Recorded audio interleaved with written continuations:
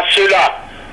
Parce que Sassou Nguesso ayant assassiné Marien Ngouabi le 18 mars 1977, ce qu'il a fait, c'est de jeter son crime sur des innocents du Sud afin que les originaires du Nord se dressent ardemment contre ceux du Sud. Sassou a assassiné Marien Ngouabi, il n'a pas assumé son crime, au contraire, il l'a mis sur des innocents pour que le pays flambe sans cesse, pour que la haine règne sans cesse dans le pays. Il a caché la vérité pour que le pays n'avance pas. Mais les Congolais conscients doivent se dire, on n'accepte pas ça. Les originaires du Sud comme ceux du Nord doivent se dire, non, on n'accepte pas ton comportement, Sassou Nguesso. Justement. Et si le Congo aujourd'hui piétine depuis 3 décennies, c'est parce qu'il y a ce crime caché par celui qui l'a commis, crime caché qui font que les gens du Sud payent quelque chose qu'ils n'ont pas fait et les gens du Nord les pénalisent pour ce qu'ils n'ont pas fait. Quelles accusations? Ah ben, ce ne sont pas des accusations, ce sont des évidences, ce sont des faits que je mets en avant. Quand Marien Ngouabi a été assassiné le 18 mars 1977, Sassou Nguesso, ministre de la Défense et de la Sécurité, a décidé un couvre-feu dans le pays. Le cardinal a dit un jour que le président Sassou Nguesso avait besoin de lui pour travailler dans l'œuvre de calme dans le pays. Il avait besoin de lui, qu'il ne bouge pas. Et le cardinal est resté chez lui, attendant bien entendu un nouvel appel du président. Et sur ce, un couvre-feu est tombé dans le pays. Le couvre-feu décrété depuis quelques jours auparavant est tombé dans le pays. C'était l'heure du couvre-feu. Donc personne ne pouvait circuler dans le pays, dans Brazzaville, sans être inquiété. Personne ne pouvait circuler ni à pied, ni en voiture. Et à un moment donné, une voiture est allée à la résidence du cardinal. Donc un véhicule nécessairement de l'autorité officielle même. Oui, nécessairement habilité, oui. Donc un véhicule autorisé, on savait qui était dedans. Cette voiture est allée à l'archevêché, le cardinal y est monté et le cardinal a disparu.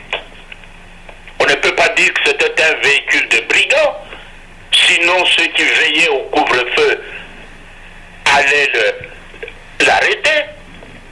Le cardinal donc sort de l'évêché, se rend là où au siège des nouvelles autorités du pays. Donc au vu et au su des autorités. Le cardinal ensuite, la voiture du cardinal ou le cardinal ensuite est amené hors de Brazzaville. Donc il traverse encore des zones contrôlées. Il traverse encore des zones contrôlées. Et il disparaît, la voiture disparaît au-delà de Brazzaville, le cardinal est assassiné. Mais les autorités, s'ils n'avaient pas vu le cardinal, les autorités qui avaient envoyé un véhicule pour aller le chercher, s'ils n'avaient pas vu le cardinal, ils devaient s'inquiéter ou téléphoner encore à l'évêché, dire mais cardinal, on vous attend. Mais elles sont restées muettes. Heureuses d'avoir accompli un nouveau crime après la mort de Marien Ngouabi, les autorités ne se sont pas inquiétées une fois qu'ils ont dit au cardinal de rester en place. Donc ce ne sont pas des indices, ce sont des preuves. Ce sont des preuves. Mais de toute façon, si les autorités actuelles contestent ces preuves, ouvrons un débat public, ouvrons un procès public, créons créons dans le pays les conditions d'ouverture d'un débat là-dessus, d'un procès là-dessus, comme sur la mort de Marien Ngouabi, comme sur la mort de Massamba Deba et de tant d'autres.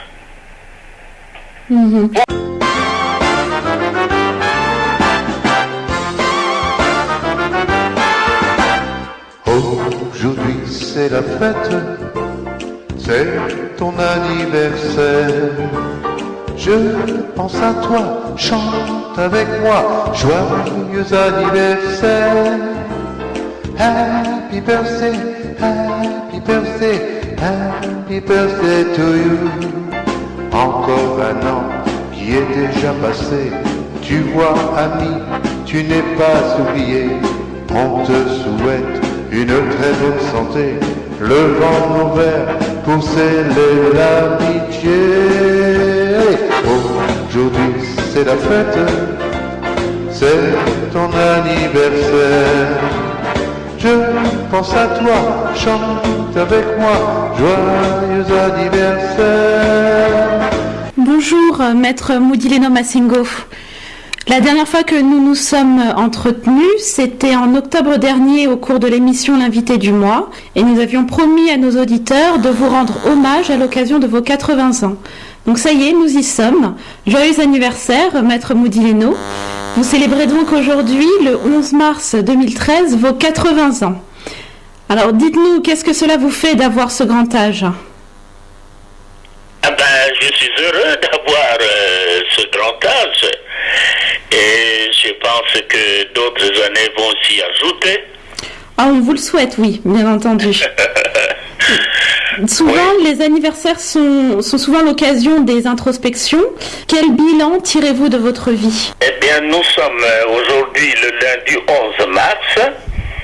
J'ai effectivement 80 ans parce que je suis né le 11 mars 1933 dans un village Batéké au nord de Brazzaville. Mon père et mon oncle maternel, formés comme catéchistes en Bamou, en même temps qu'André Grenard, André Machoua, avaient été donc formés catéchistes dans cette mission. Mon père n'y rayonnait pas seulement comme semeur de paroles de Dieu dans le village de Mko, au nord de Brazzaville, il était aussi agent agricole au service de l'administration qui avait imposé dans le pays des Pangala la culture du riz, du tabac, du sisal. Comme Machoua, mon père démissionna de sa fonction de catéchiste et devient commerçant ambulant, travail favorisé par le fait qu'il était originaire de la région de Luingui, dans le sud du pays. J'ai été parmi les premiers élèves de l'école de Vinza jusqu'au CE2, puis au CEM1 à Kindamba, puis au CEM2 à Mbamou. Je suis allé ensuite au collège aux gagneurs de Pointe-Noire, puis un an après au lycée Savorgnan de Brazzaville, avant d'atterrir au lycée Henri Poincaré à Nancy en 1957. Mais, maître Moudileno, nous allons revenir un peu plus tard dans l'interview sur justement votre parcours, que ce soit scolaire et professionnel. Mais donc là, vous nous avez parlé de votre père. Est-ce que vous pensez que éventuellement qu'il a eu une grande influence sur ce que vous êtes, sur la personne que vous êtes devenue, sur le bilan que vous pouvez faire de votre vie? Ah ben oui, mon père a eu une longue influence sur ce que je suis devenu, car il m'a mis très tôt à l'école. Le fait qu'il était catéchiste, j'étais éduqué dans la région catholique, et le séminaire de Mbamou m'a attiré, mais je ne suis pas allé jusqu'au bout. Et donc, on rejoint ce que je viens de dire. J'étais ensuite allé au collège aux gagneurs de Pointe-Noire et au lycée Savorgnan de Brazzaville. D'accord. Maître Maître Modilino, juste une petite question pour notre curiosité. Combien d'enfants et de petits-enfants avez-vous? J'ai 6 enfants. D'accord. Et 5 petits-enfants. Ah, félicitations. Donc, les auditeurs aimeraient connaître un peu plus l'homme que vous êtes. Donc, Maître Modilino, est-ce que vous pouvez nous dire qu'est-ce qui vous fait rire aujourd'hui? Qu'est-ce qui me fait sourire dans la vie aujourd'hui? Oui. Qu'est-ce qui vous fait rire? Ce qui me fait sourire ou rire dans la vie, c'est la lutte. C'est le fait que je me sens comme quelqu'un qui doit faire quelque chose. Comme quelqu'un qui ne se replie pas sur lui-même. Comme quelqu'un qui participe à une activité d'intérêt national, patriotique, collectif. Donc moi, je ne suis pas quelqu'un qui se replie sur soi-même. Oui, nous l'avons bien remarqué, effectivement. Donc c'est votre désir, votre lutte qui, justement, vous maintient, vous fait sourire, vous fait vivre, en quelque sorte. Oui, donne un sens à ma vie. Et aussi aux ans que j'ai pu passer, les années que j'ai pu passer, et aux années que je compte encore passer, parce que moi, je ne veux pas vivre sans pouvoir ou vouloir apporter quelque chose. C'est tout à votre honneur. À quoi rêvez-vous, Maître Modilino? À quoi? À quoi rêvez-vous? Je rêve au rêve que m'imposent les conditions dans lesquelles je suis venu en ce monde. Je suis né pendant la colonisation, un régime qui ne réserve pas à mon pays une certaine direction, un certain avenir. Et autour de moi, mes parents, mes oncles, mes amis ont lutté pour que ça change, ça imprégner ma vie. Eux qui ont lutté n'y sont plus, et moi, je continue cette lutte pour aussi montrer à mes enfants qu'ils doivent lutter pour améliorer les conditions dans lesquelles ils sont nés et se trouvent aujourd'hui. Donc, quel est l'événement, éventuellement, dans votre vie qui vous a le plus marqué? L'événement qui m'a le plus marqué, non pas au sens physique du terme, mais au sens spirituel ou intellectuel, c'est mon arrivée en France en 1957. Et en quoi ça vous a marqué? Qu'est-ce qui s'est passé? Ça m'a marqué parce que j'atterrissais sur le territoire dit métropolitain, donc d'où venait tout ce qui rayonnait dans mon pays, tout ce qui qui était en place dans mon pays. Quand j'étais au Congo, ce que vivaient mes parents, ce que je vivais, semblait dériver de ce qui s'est passé ici, semblait être décidé par ce qui s'est passé ici. Et quand je suis arrivé ici, j'ai dit, baf, je suis là où tout se décide, donc je dois pouvoir faire quelque chose. D'accord. Ça devient passionnant. Passionnant. Forum FM 105.8. Est-ce qu'il y aurait une chose que vous regrettez aujourd'hui de ne pas avoir réalisé ou atteint comme objectif personnel? Non. Je crois que la lutte de mes parents, de mes ancêtres, la lutte des colonisés du Congo a abouti à l'indépendance. Une indépendance qui a eu donc lieu en 1960. Mais ce que je pense n'avoir pas pu voir vu se réaliser, ce sont les accords de 1960 et les accords de cette indépendance. Ces accords de 1960 étaient assez conséquents dans la mesure où on avait dit que les colonies n'étaient pas suffisamment mûres pour gérer elles-mêmes l'indépendance. Il fallait faire des accords d'assistance par l'ancienne métropole. Mais malheureusement, cette assistance n'a pas eu lieu comme on l'espérait. Ça a dégénéré dans ce qu'on appelle aujourd'hui France-Afrique. Ça a généré dans le dévoiement des premiers régimes, dans n'importe quoi. Et je crois que c'est ça qui me fait le plus de peine, que ce qui était négocié en 1960 n'a pas pu se réaliser. Et donc l'indépendance s'est trouvée paralysée par ce qu'on appelle la France-Afrique. Donc en fait, d'un point de vue personnel, vous estimez que vous avez atteint tous vos objectifs et que vous n'avez aucun regret. Du point de vue personnel, je pense que j'ai fait ce que je devais faire. J'ai appris dans les universités beaucoup de choses. J'ai accédé à certaines fonctions de formation qui pouvaient m'aider à contribuer au développement de mon pays. Mais malheureusement, il y a eu des obstacles. Il y a eu des obstacles comme les coups d'État dans mon pays, comme la falsification des constitutions, des régimes. C'est ça. Justement, pour revenir sur ce que vous venez de dire, sur votre formation, les fonctions que vous avez pu accéder, est-ce que vous pouvez, pour la petite biographie, nous parler de votre parcours scolaire et professionnel ? Mon parcours scolaire, je le dis tout de suite, j'ai été mis très tôt à l'école primaire à Vinza, à Kindamba.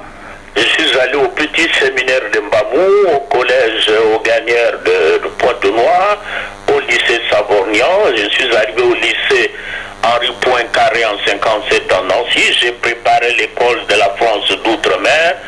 Cette école a été supprimée en 58 et je suis entré au barreau de Nancy.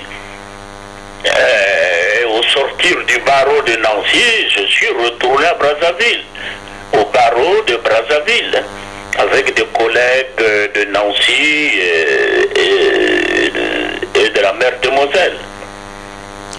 Et d'un point de vue de votre carrière professionnelle, quels sont les différents postes que vous avez occupés ? D'abord, j'étais avocat et ensuite, en 68, je suis rentré au gouvernement, un gouvernement de transition ou un gouvernement d'union nationale, parce qu'on venait de renverser le président qui est en place. Je suis rentré dans ce gouvernement et malheureusement ce gouvernement d'union nationale, de collaboration de tous, a petit à petit dégénéré en gouvernement soit militaire, soit d'une région. Et donc, je suis à nouveau retourné à Nancy, où je suis resté pendant 20 ans comme opposant, comme résistant au régime qui était en place au Congo. Et quand ce régime est tombé en 91, je suis retourné au Congo en 91 pour participer à une conférence de reconstruction du pays, une conférence d'union nationale. Et quand ce régime est tombé en 91, je suis retourné au Congo en 91 pour participer à une conférence de reconstruction du pays, une conférence d'union nationale. Donc effectivement, vous avez donc un long parcours de militants, d'opposants, et donc vous avez toujours veillé à ce que le Congo puisse rayonner et que les injustices soient combattues. Et donc justement, par rapport à ces convictions que vous avez, quel regard portez-vous sur les injustices qui sont régulièrement subies par les Congolais, sur le manque d'égalité entre les citoyens ? Le regard que je porte maintenant, depuis que je suis retourné au Congo, que j'ai été avocat, que j'ai exercé les fonctions d'avocat, ensuite que j'ai participé au gouvernement, ensuite que je me suis exilé, le regard que je porte, c'est que ce pays ne cesse de s'effondrer. Ce pays ne cesse de s'effondrer, ce pays ne cesse de se situer loin des accords de développement qui était signé le 15 août 1960 pour pour son développement, pour sa maturité, pour la maturité de son indépendance. Donc je constate qu'il n'y a que succession d'échéances. Il n'y a que cela. Une fois j'étais en exil 19 ans, je suis retourné, à nouveau je me suis exilé en 92, ça fait encore plus d'une décennie d'années, et donc je constate qu'il y a quelque chose qui ne va pas, et je ne suis pas le seul à le constater. Même ceux qui ne s'exilent pas sentent qu'ils s'effondrent, voient que le pays n'avance pas, que le pays est loin des accords de développement de 1960. Tout le monde le voit, et donc, malgré le nombre d'années que je porte aujourd'hui, je me sens dans l'obligation de lutter, de faire que la trajectoire de développement voulue en 1960 s'accomplisse. Justement, on pointe souvent, et à juste titre, l'immobilisme du gouvernement face à ces injustices. Maintenant, j'aimerais reprendre ce que, à l'époque, le président Kennedy avait prononcé lors de son discours d'investiture le 20 janvier 1961. Donc, il avait dit ces mots: « Ne demande pas ce que ton pays peut faire pour toi, demande ce que tu peux faire pour ton pays. » Donc, qu'est-ce que vous pourriez recommander aux auditeurs qui nous écoutent, aux Congolais qui sont sur le territoire congolais, mais également aux Congolais qui sont à l'étranger? Qu'est-ce que vous pouvez leur recommander pour justement répondre à cette citation du président Kennedy? Qu'est-ce qu'ils peuvent faire pour aider le pays à se relever? Ce qu'il faut faire, à mon avis, est tout à fait simple. C'est qu'ils doivent se sentir citoyens. S'ils ont conscience d'être Congolais, ressortissants d'un pays indépendant qui doit se développer, leur devoir, ce qu'ils doivent faire est évident. Mais s'ils n'ont pas cette conscience, ce ne sont pas des citoyens, ils ne seront pas actifs. Ou, ayant cette conscience, ils se trouvent en face d'obstacles, même de très grands obstacles. Leur devoir est de chercher à les combattre, à les éliminer, donc à être des citoyens actifs. Par exemple, devant ce qui se fait au Congo depuis que Sassou y est revenu au pouvoir le 15 octobre 1997, il se passe des choses dramatiques au Congo, mais si les citoyens ne réagissent pas devant cette situation, c'est soit qu'ils ne voient pas cette situation, soit qu'ils se rendent complices de cette situation. Mais vous comprenez que ça peut être un peu difficile pour un citoyen, on va prendre un citoyen lambda, sans pour autant avoir de connexion ou d'implication politique, de pouvoir se lever contre ces injustices quand on sait qu'à chaque fois ils sont brimés, ils ne sont pas écoutés par les autorités. Concrètement, qu'est-ce qu'ils peuvent faire? Parce qu'il y a un certain découragement après de la part de la population. Non, ils ne doivent pas se décourager. Ils doivent d'abord savoir que leurs ancêtres, leurs parents, leurs descendants ont connu une période qui s'appelle la colonisation ou le colonialisme, et ils doivent savoir que les parents ont lutté contre cette période, pour que le pays arrive au stade de l'indépendance le 15 août 1960. Et eux, conscients de ça, ils doivent dire aussi que la période post-15 août 1960 est une période de lutte. Quelqu'un qui ne se rend pas compte de l'état de fondement du Congo, c'est quelqu'un qui n'a pas compris d'où vient son pays et où se trouve son pays. Ils doivent savoir d'où vient le Congo, qu'est-ce que les ancêtres ont fait, qu'est-ce que les ancêtres ont eu comme victoire le 15 août 60, et où se trouve le Congo aujourd'hui entre les mains des hommes comme le président ou l'actuel Sassou Nguesso. Donc en fait, si quelqu'un n'a pas conscience de ça, moi je ne le considère pas véritablement comme Congolais. Donc en d'autres termes, les Congolais ne doivent pas justement se décourager, baisser les bras, sans cesse ils doivent s'atteler à dénoncer les injustices pour que le Congo... Absolument, ils ne doivent pas ignorer d'où ils sont, parce partis, d'où sont partis leurs parents, ils ne doivent pas baisser le bras. Ils ne doivent pas baisser le bras parce que sinon ce seraient des gens qui sont sans histoire, qui ne se rappellent pas d'où ils sont partis. Vous, justement, depuis tout à l'heure, donc en réponse à ma question, vous parlez des Congolais. Vous ne pensez pas qu'il y a justement un problème d'identité nationale, que bien souvent la population se sent appartenir à une région, à une tribu, plus qu'à un pays? Oui, mais ça c'est un fait avant la colonisation et avant l'indépendance. Ça, on n'y peut rien. On n'est pas tous nés d'une même partie du Congo, d'une même tribu, mais l'histoire fait qu'il faut bâtir un autre Congo. L'histoire nous a mis dans des frontières qui sont les frontières du Congo actuel.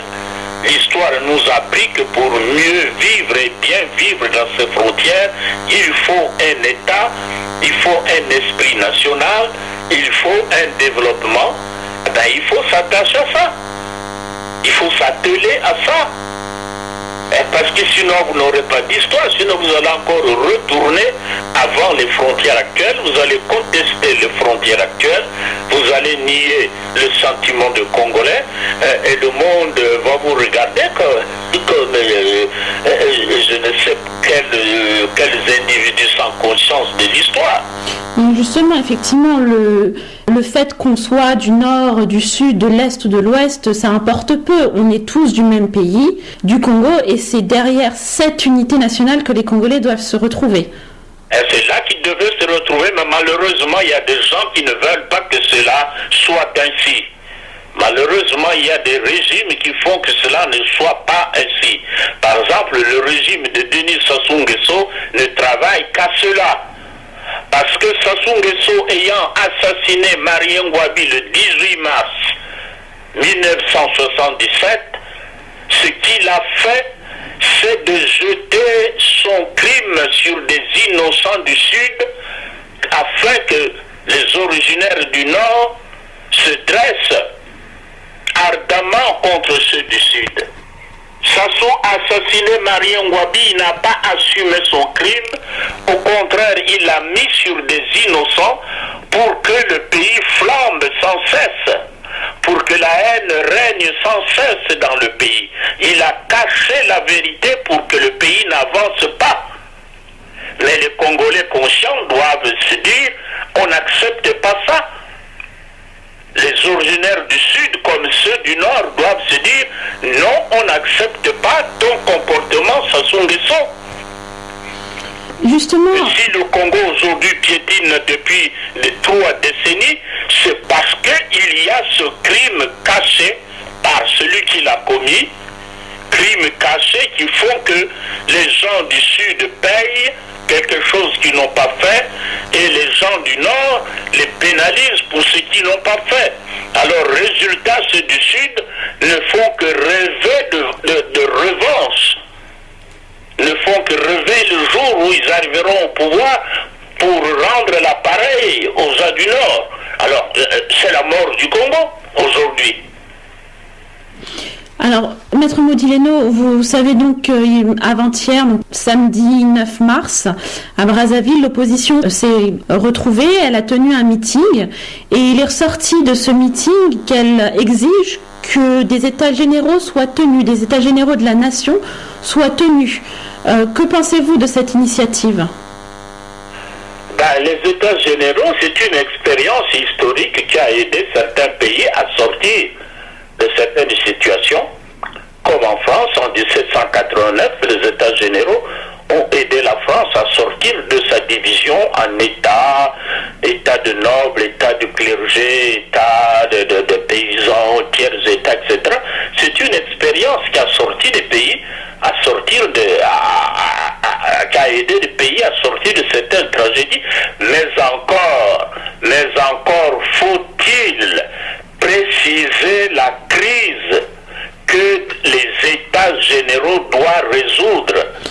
Si la crise à résoudre n'est pas bien précisée, les États généraux ne servent serviront à rien. Et puis si les fameux états généraux ne sont pas clairement définis, qui fait partie de quel état, ben ça risque d'être une farce. Et donc, à votre avis, quelle serait la crise majeure que ces états généraux, s'ils sont tenus, devront résoudre? Moi, je ne m'intéresse pas du tout à ce qu'eux doivent faire. Ils ne l'ont pas dit, mais je pense qu'ils ne sont pas capables de le dire compte tenu du régime en place au Congo. Compte tenu du régime en place au Congo, ils ne sont pas capables de préciser clairement qui fait partie de quel État, qui souffre de quelle tragédie. Il faut que l'opposition à l'intérieur soit capable de dénoncer clairement la nature du régime qui est au Congo, la nature de la constitution qui est au Congo. Parce que c'est de la constitution que dérive le mal en place au Congo. Mais si la constitution est plus ou moins laissée de côté, épargnée, sinon respectée, eh les états généraux ne serviront à rien. Parce que dans le cadre de la constitution actuelle au Congo, Sassou va torpiller les états généraux, comme il les a déjà torpillés presque à Evo, comme il a déjà torpillé la rencontre d'Evo, parce qu'il est tout puissant, parce que rien ne s'oppose à ce qu'il veut. Donc, avant de chercher à mettre en place des états généraux, il faut d'abord voir si la constitution en place peut le permettre, peut permettre une discussion de citoyens, comme Sassou a dit. Or, dans un pays sans citoyens, vous ne pouvez pas faire une rencontre de citoyens. Il n'y a pas de citoyens au Congo. Tout est divisé en nord-sud. Tout est divisé à parents de Sassou et non-parents de Sassou. Il n'y a pas de citoyens au Congo. Et les citoyens n'ont aucun endroit où ils peuvent se dire citoyens. À l'Assemblée nationale, il n'y a pas de débat. Les élections ne sont jamais organisées de façon claire et transparente. Donc, moi, je n'accepte rien de ce que fait Sassou. Je ne prête aucun intérêt dans ce qui se passe au Congo dans le cadre de la Constitution. Parce que cette Constitution est totalement une constitution de tyrannie, une constitution illégale. Et n'oubliez pas que cette constitution n'a pas été votée par l'ensemble du pays. Le pôle ne l'a jamais votée, donc elle ne s'applique pas légalement au pôle. Le pôle l'a subi comme une constitution de dictature. Oui? Oui. En effet, qu'est-ce que vous pouvez, par rapport à tout ce que vous venez de nous évoquer, quel héritage vous avez l'impression de laisser à la nouvelle génération politique? La nouvelle génération politique du Congo, c'est de se souvenir d'où vient le Congo actuel, d'où vient le Congo dans les frontières actuelles.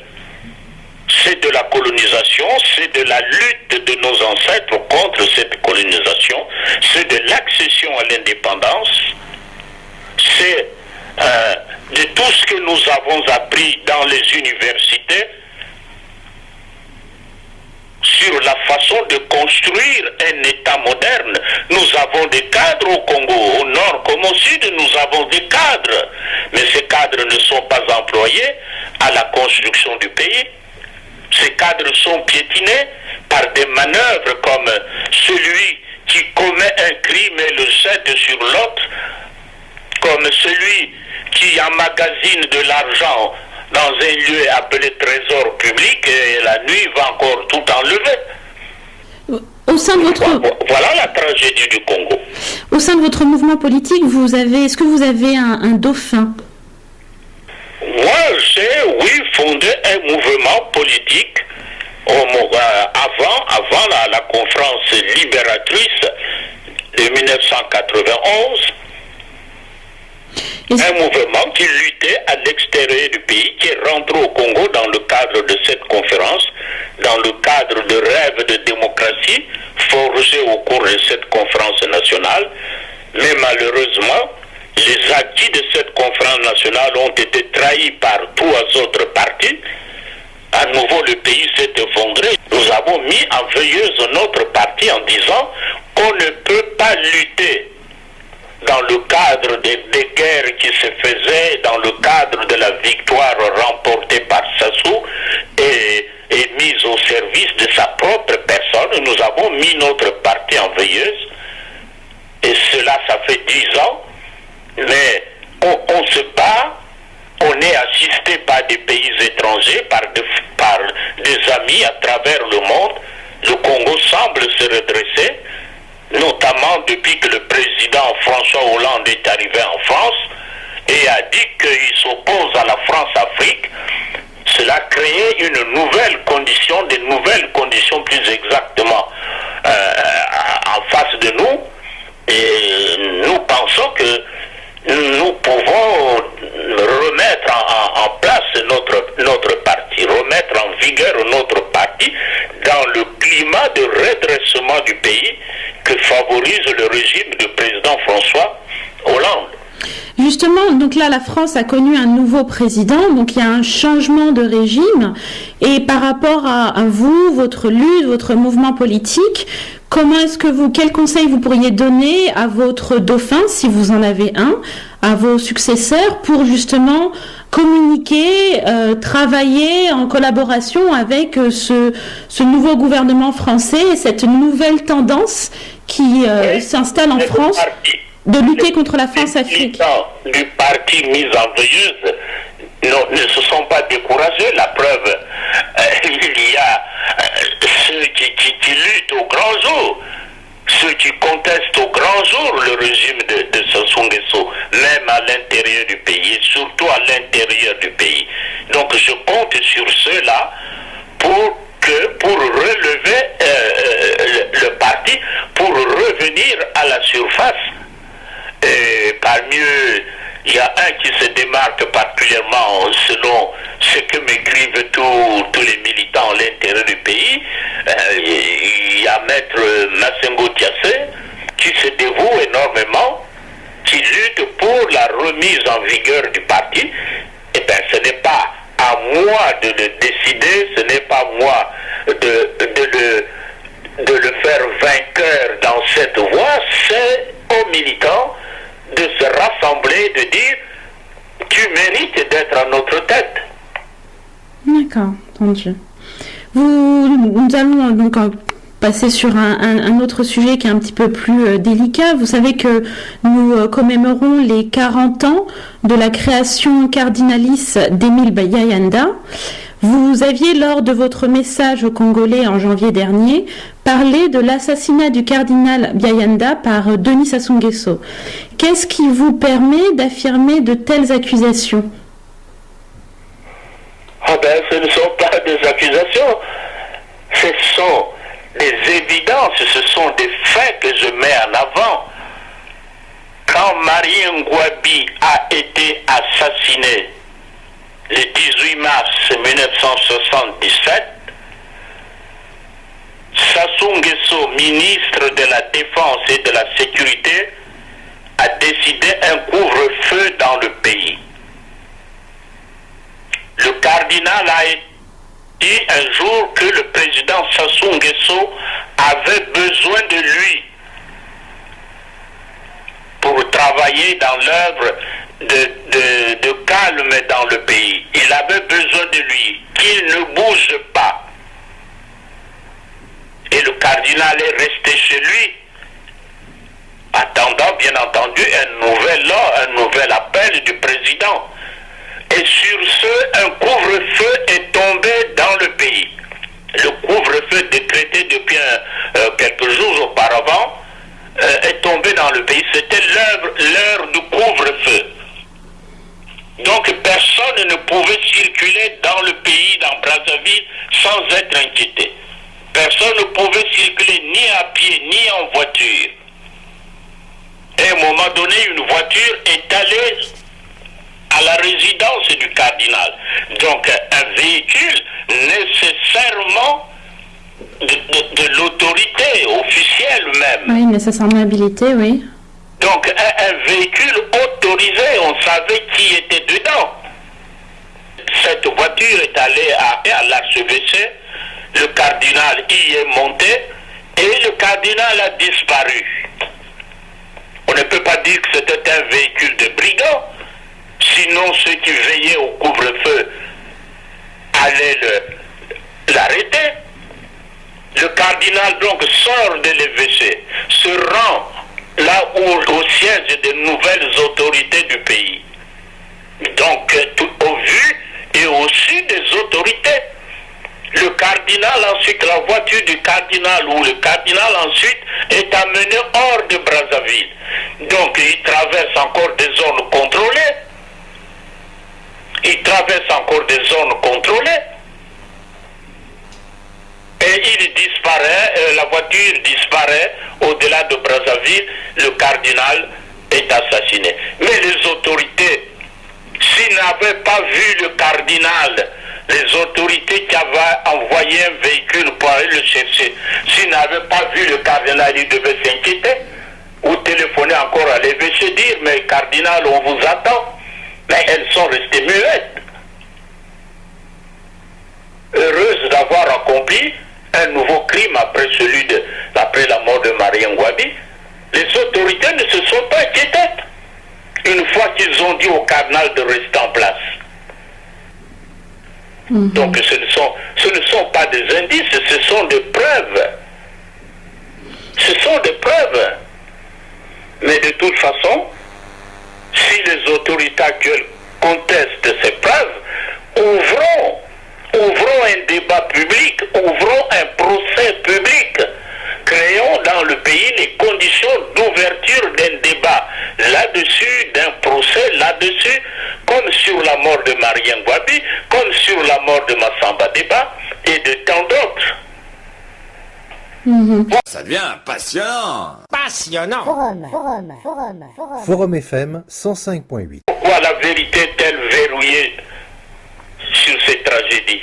Oui, en effet. Parce que ceux qui gouvernent n'ont pas la conscience tranquille, parce que ceux qui ont commis ce crime savent ce qu'ils ont fait et quelles options ils ont choisies pour que l'ombre pèse toujours là-dessus. Justement, à ce sujet, le Forum publiera dans une semaine un dossier complet sur le cardinal Émile Biayenda et les circonstances également de son assassinat. Maître Mudilino Massengo, je tenais à vous remercier d'avoir fait confiance à notre groupe Forum pour réaliser cette interview. Une nouvelle fois, au nom de toute l'équipe, je vous souhaite un joyeux anniversaire. Je vous laisse donc aller souffler vos 80 bougies et que vous puissiez encore fêter de nombreuses années et que nous ayons l'occasion de nous entretenir encore à notre antenne. Merci beaucoup. Et bon courage. Merci beaucoup. Donc, nous étions en direct au téléphone avec Maître Mudilino Massengo. C'était Ingrid Flora.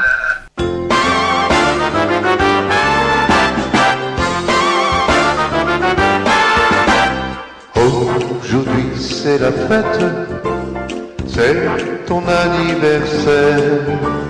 Je pense à toi, chante avec moi, joyeux anniversaire. Du 10e anniversaire du réseau de radio-télévision des droits de l'homme, nous vous rediffusons les émissions du Forum telles que l'expression directe des citoyens et des associations, les échos de la force publique, l'expression directe des citoyens de la diaspora, mais également messages civiques, citoyens, vos droits et devoirs en route pour l'état de droit.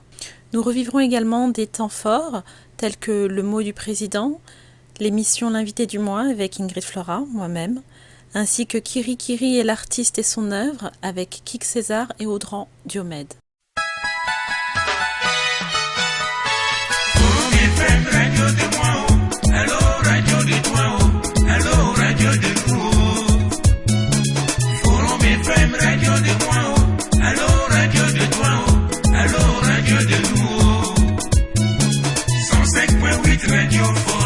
Radio, les droits de l'homme, la voix de sans voix.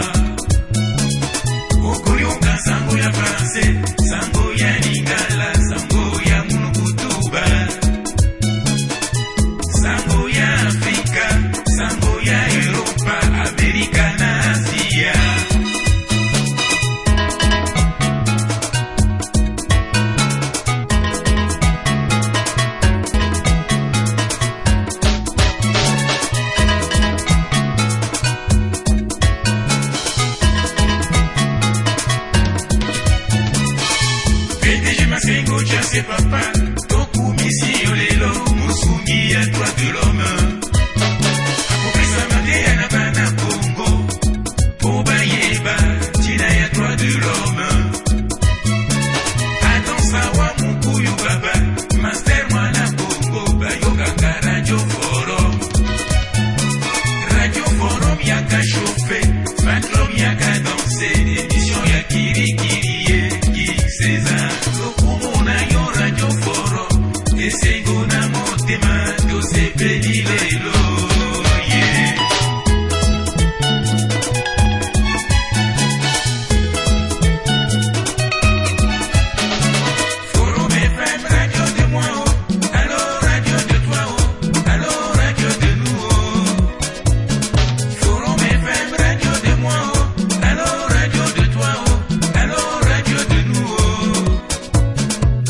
Poto mungali wenze Kalanga kombo masengo Jiriki tere makabandilu Filula bazo mutabala Insuji kingwari basina Bakongo makerekere sangolo Mayanga majibunga ngalingolo Bayokanga radio foro Akoteya, Akobeta, Midule ya Bana Mboka. FM radio de moi oh, allo radio de toi oh, allo radio de nous oh. Forum FM radio de moi oh, allo radio de toi oh, allo radio de nous oh.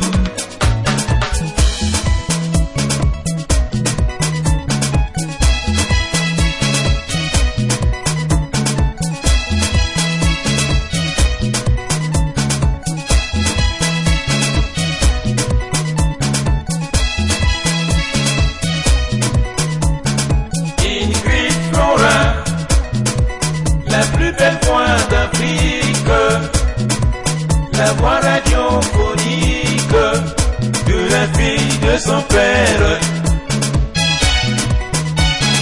Ingrid Flora, la plus belle voix d'Afrique. La voix radiophonique de la fille de son père. Écoutez ça.